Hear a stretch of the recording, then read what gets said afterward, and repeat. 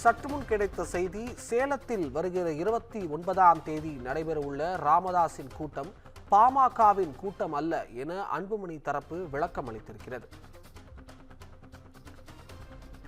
சேலத்தில் வருகிற 29ஆம் தேதி நடைபெறவுள்ள ராமதாஸின் கூட்டம் பாமகவின் கூட்டம் அல்ல என அன்புமணி தரப்பு தற்பொழுது விளக்கம் அளித்திருக்கிறது.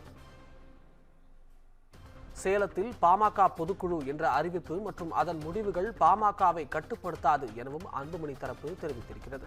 இது குறித்த கூடுதல் தகவல்களை வழங்குவதற்காக நம்முடன் சிறப்பு செய்தியாளர் காயத்ரி இணைந்திருக்கிறார். வணக்கம் காயத்ரி, கூடுதல் தகவல்களை பதிவு செய்யலாம். வணக்கம் அபிஷேக். சேலத்தில் நடைபெறவிருக்கும் கூட்டமானது பாமக பொதுக்குழு கூட்டம் அல்ல என்றும் அதன் முடிவுகள் பாமகவை கட்டுப்படுத்தாது என அன்புமணி தரப்பிலிருந்து அறிக்கையானது விடப்பட்டிருக்கிறது. குறிப்பாக அந்த அறிக்கையில் பாட்டாளி மக்கள் கட்சியின் அமைப்பு விதிகள் 15, 16 ஆகியவற்றின் அடிப்படையில் பாட்டாளி மக்கள் கட்சியின் பொதுக்குழு உள்ளிட்ட எந்த கூட்டமும் பொதுக்குழுவால் தேர்ந்தெடுப்பு செய்யப்பட்ட தலைவர் மற்றும் பொதுச் செயலாளர் ஆகியோர் தலைமையில் தான் நடைபெற வேண்டும் என்று தெரிவிக்கப்பட்டிருக்கிறது. மேலும் சென்னை உயர்நீதிமன்றத்திலும் டெல்லி உயர்நீதிமன்றத்திலும் ஒரு தரப்பின், அதாவது ராமதாஸ் தரப்பினர் தொடர்ந்த வழக்கில் பாட்டாளி மக்கள் கட்சியின் தலைவர் அன்புமணி ராமதாஸ் தான் என்று உறுதி செய்யப்பட்டுள்ளது.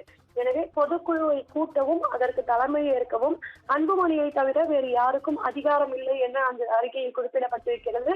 மேலும் பாட்டாளி மக்கள் கட்சியின் பெயரை தவறாக பயன்படுத்தி சேலத்தில் சட்டவிரோதமாக செயற்குழு மற்றும் பொதுக்குழு என்ற பெயரில் ஒன்று கூடல் ஏற்பாடு செய்யப்பட்டிருப்பது குறித்து அன்புமணி தரப்பிலிருந்து தேர்தல் ஆணையத்திற்கு முறைப்படி தகவல் தெரிவிக்கப்பட்டுள்ளதாகவும் தெரிவிக்கப்பட்டிருக்கிறது.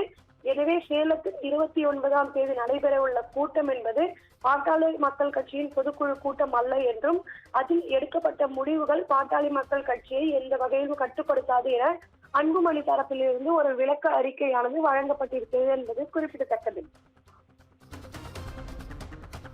தகவல்களுக்கு நன்றி காயத்ரி.